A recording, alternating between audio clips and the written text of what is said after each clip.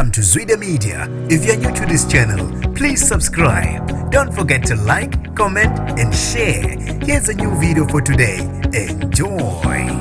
Ugcine sekhethe ukuphumela obala umculo weGqom uZinhle Zibhenge Sithole ngempilo yakhe yangasese yezothanda emva ukuthi ke uthi besezame amahlandla amaningi ezama ukuzibulala kodwa ke kwangaba impumelelo. Sanibonani nginibingelele ngiphinde nginamukele kuzo zonke indawo kuphina kuphi la nibona khona le video. Mangokuqala usidona lelikhasi wamolekele igama lami ngosibonga konke wakandwanda. Mawuthanda ke ungangibiza intatheli ka YouTube. Umculo weGqom onaminyaka engama20 uZinhle Zibhenge Sithole waduma ngengoma ethi ke intombi zobumnyama Aisha no DJ Bongsi nenye ke ethi Asjoli Aisha no DJ Bongsi kanye no Danger. Uthi ke usezame kaningi ezama ukuzibulala ngenxa yokungaphatheki kahle ebudlelwaneni akubo noyimanager yakhe uMbekezeli Zulu aphinde futhi ke abe yisoka lakhe. uMbekezeli Zulu ke odume ngomcimbo obasolundo ubizwa ukuthi uMdabula Dilozi onenkampani uMdabula Music angaphansi kwayo ke yena uZibhenge. Uthi ke ubesekhathele ukuhlukumezwa yilona lelisoka lakhe. uZibhenge ngokusho komthombo sondelene nazo lezithandani bathi ke isimo simuncu kakhulu futhi ke sebeze bafakana nasenkantolo. Kanti ke uZibhenge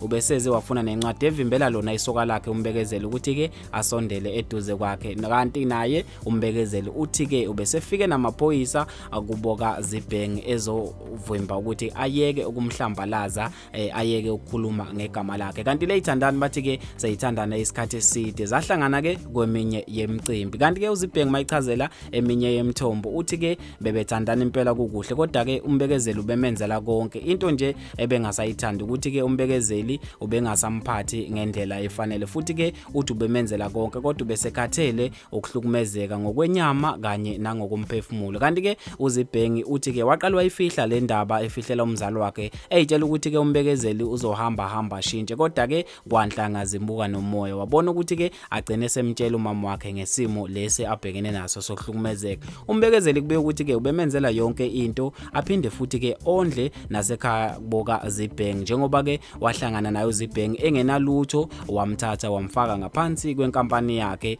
Izinto zahamba kahle ekhambeni kwesikhathi ke zahamba izinto zayo ngokubheda. Kanti ke uZibhenge ugcine segonyula ukuthi cha yena usekhathele ukuhlukumezeka. Kanti ke sokhumbula bafethu ukuthi ke kukhulunywa ngakho ke kulezi insuku ukuhlukunyezeka noma ukuhlukunyezwa kwabantu besimame kuyakhuzwa kakhulu. Kanti ke mina ngintatheli ka YouTube angivele ngivale khona la asivele siqede kwi-comment section ngizwe kuPaulo kwakho ukuthi ke ngabe kuthini mayilana nalezithandana ezimbili uthi ku right yini ukuthi ke if umuntu ewumculi ajole nemanager yakhe ubona kuyise right noma uthi cha yikho lokho kuzogcina sekudala inkinga kuphazamisa nokusebenza. Kanti ke asivele siqede le ndaba khona lapha kwi-comment section. Mina ke ngintatheli ka YouTube sengiphuma kanje ngithi ke awungibambe evidweni elandelayo.